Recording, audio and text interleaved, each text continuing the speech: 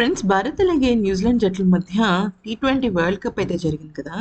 అయితే ఈ world cup నేపథ్యంలో న్యూజిలాండ్ బ్యాటర్ డారియల్ మిచెర్తో నెలకొన్న గొడవపై Team India star pacer Harshdeep Singh వివరణ ఇచ్చాడు. డారియల్ మిచెర్ ఎంతగా శృతి మించి వ్యవహరించాడనే విషయాన్ని పూర్తిగా మీడియా ముందు బయటపెట్టాడు.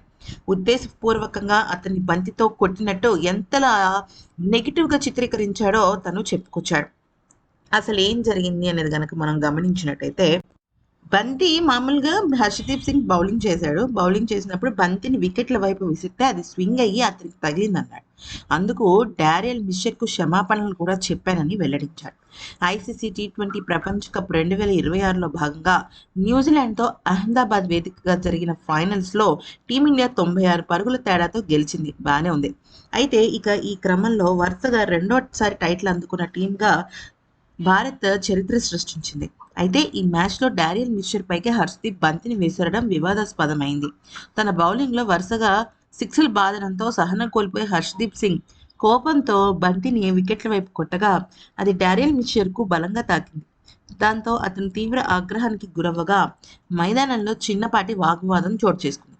కెప్టెన్ సూర్యకుమార్ యాదవ్ జోక్యం చేసుకుని డారియల్ మిచెర్కి సర్ది చెప్పి క్షమాపణలు కూడా చెప్పగా ఫీల్డ్ ఎంపైర్ హర్షదీప్ని పిలిచి కొద్దిగా మందలించాడు. ఓ ఓవర్ ముగిసిన వెంటనే డారెల్ మిచెర్కు హర్షదీప్ క్షమాపణలు చెప్పాడు. అయితే ఈ విజయానంతరం బ్రాడ్కాస్టర్ హోస్ట్గా హర్ష భోగ్లే ఈ గొడవ గురించి ఆరా తీశాడు. అయితే హర్షదీప్ సింగ్ వివరణ ఇచ్చాడు. ఉద్దేశపూర్వకంగా బంతిని విసరలేదని స్పష్టం చేశాడు.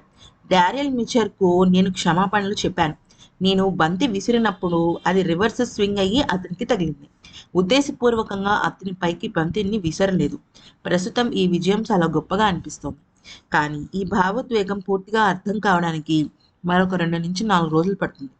ఈ జట్టులో మ్యాచ్ విన్నర్లు చాలామంది ఉన్నారు. ఈ విజయం మా అందరికీ ఒక తీపి జ్ఞాపకం.